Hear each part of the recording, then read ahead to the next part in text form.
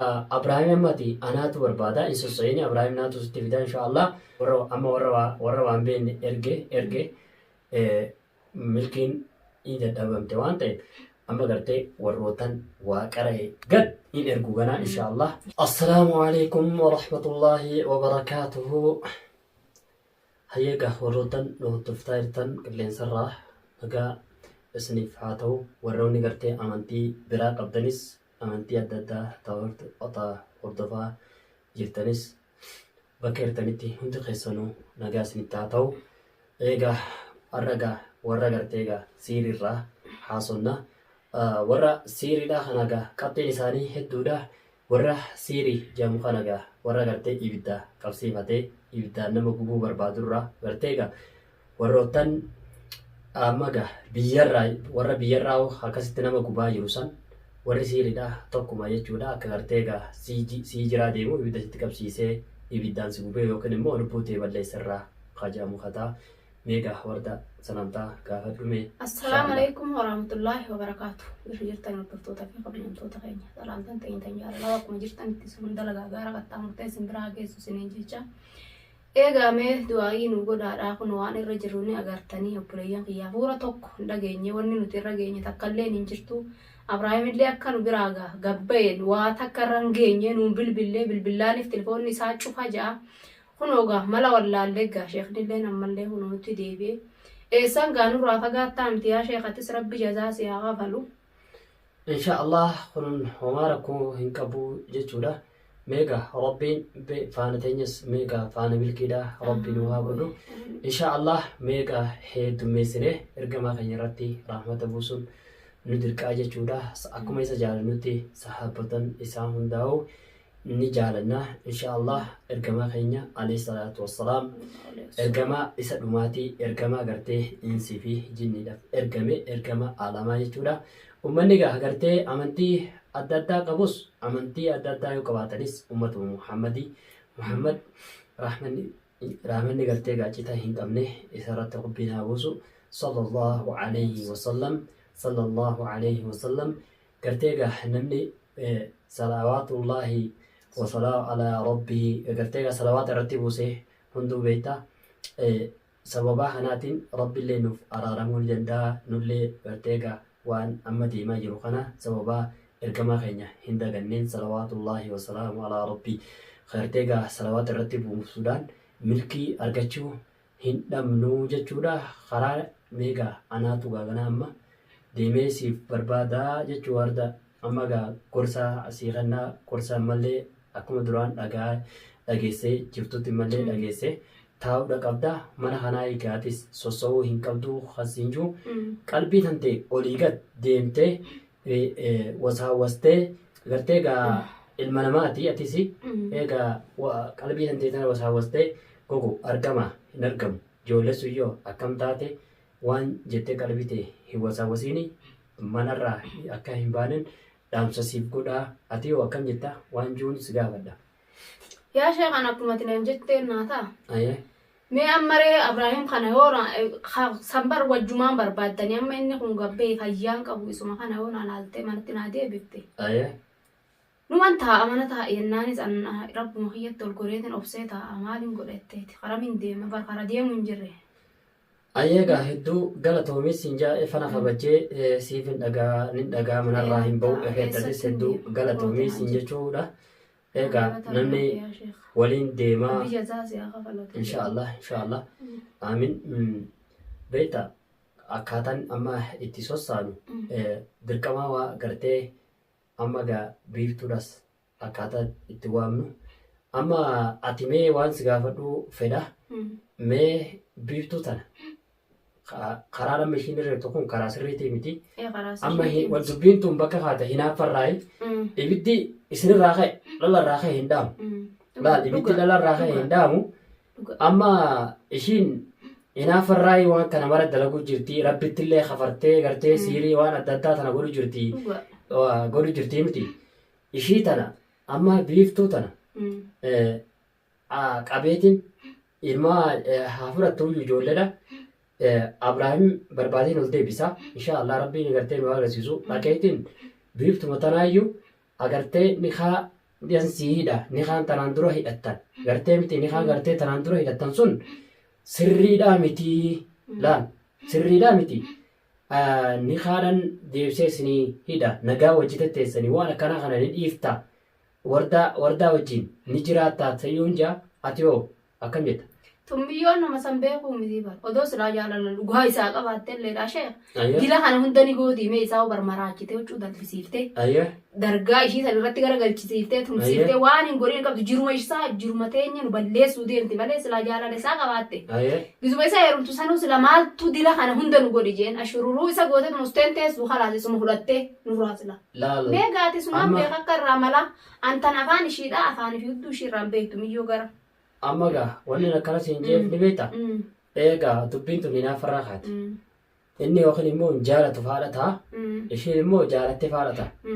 Hin jaalatu inni giddiin of jaalatu. Eegaa kanaaf hin jaalaal amma dirqama gartee karaa ofii ittiin gargalchitu barbaaddeeti gartee siirii tana seentee mitiire sanduroo siirii daladde. Sandurallee sanduruma dalayti. Isarratti hin dalannee mitiire. Isarratti hin dalayte. Eegaa maaliifin ja maaliifin karaa kanaan. Dalayte isarratti dalayte. Ogguma duraatu. Ogguma duraatu isumarratti siirii tana eegaltee uumiyyaa. Eegaa inni hin jaalatu mitiire. Karaa isatti amma gaa. Siirii gootee fuutee mukatti galchitee fuutee maraachitee gaas akkan godhin hin qabdu waa takka. Eegaa amma bar wanni gartee siirii ishiin daladdu sun hinaaf irraa kaate. Amma gaa haala akkaataa keessanii beektaan quraana irratti hin gartee egaa kitaaba irratti hin bare malee hedduudha tanaaf jiraadde hin beeku wanni nama si gaafadde egaa hinaaffaa teessan ni beektan. Isin nama kudhata akka gartee egaa quraanan rabbiin isinaas sanirraa isin maaliif isin akka gaa gartee takkittuma qabatee taa'uuf feetan akkas feetanii mitire amma gaa ishiin hin jaalatu.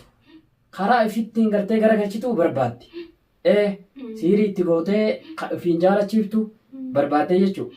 Kanaafuu gaamma isaanis hayyamii jaani atis ni hayyamta ni haa agartee haaraan gartee ni haa goone yoo bakka takkaa nagaa waliin teessan miyyoon tun immoo akka gartee ishiinis siirii tana deebitee ganaa hin goone yoommoo Abiraay waan gartee ishiin barbaaddu goone. Yaa waatun amma duraa akkatti siirii tana ganaa ittiin deebi'ette Oromoo guutuun ishii hakachiiftee ol baasanii.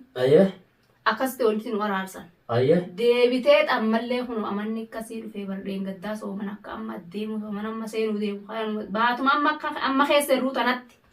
Baatuma kanaa kanatti araarama rabbii Oromoon guutuun gootee fi waan ishiin dalayde san guutuu Oromoon namaaf dhiifama gootee fi. Rabbi siidii haadhii sun nuti siidhiifne janiini. Ganaa waan akkanatti hin deebi'ette wawwaattee boochee mataa miila nama dhungattee itti deebitee ammallee waan akkanaa kana dalagutti hirtee asheeka tummiciyyoon kanaan abaaramte. Tana gaan abriigaa tana sumaaf beekaan akka itti sirreessitu yoo ishiin sirrootte. An akkuma feetee utaatee ilmuumati yamanatti naa deebiftee na tuquu baananan haa jiraattu maaliin godhan. Amma gaa mee ifaa akkas jettetis mee hedduu galatoomi.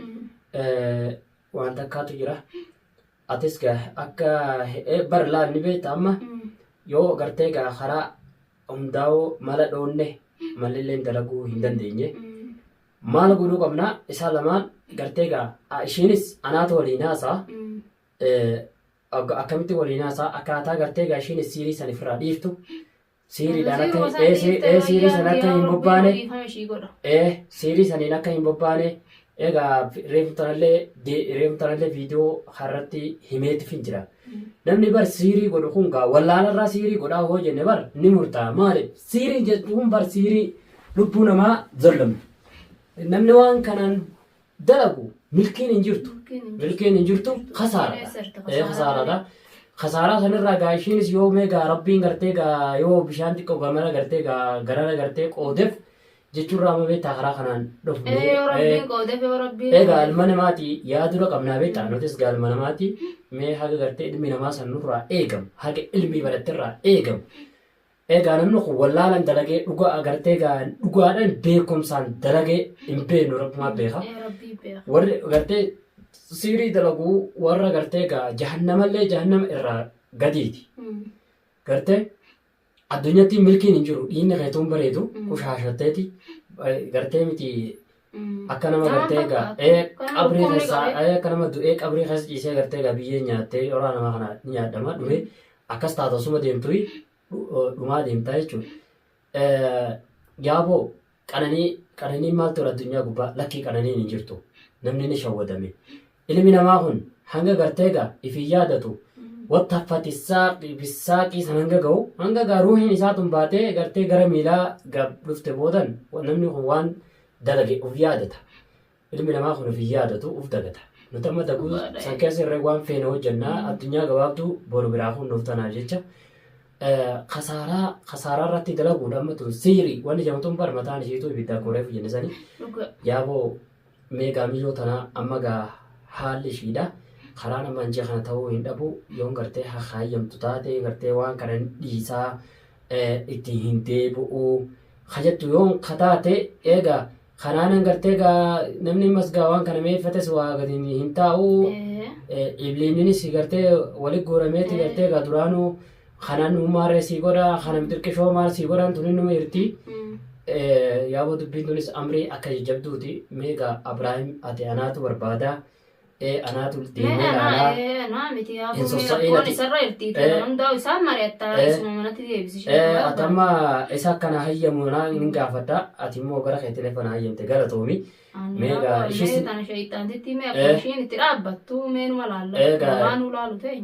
ishis nin gaafadhaa jechuu dirqama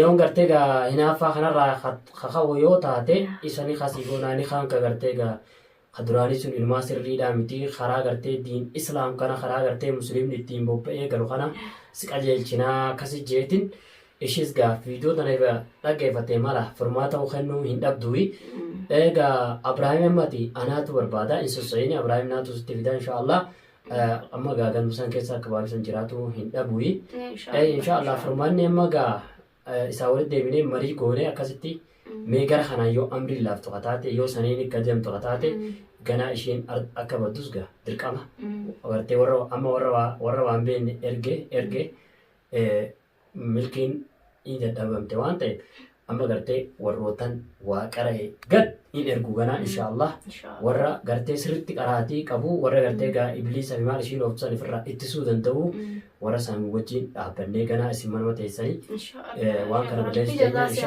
inshaallah ati gaa waa takka yaadini jechuudha.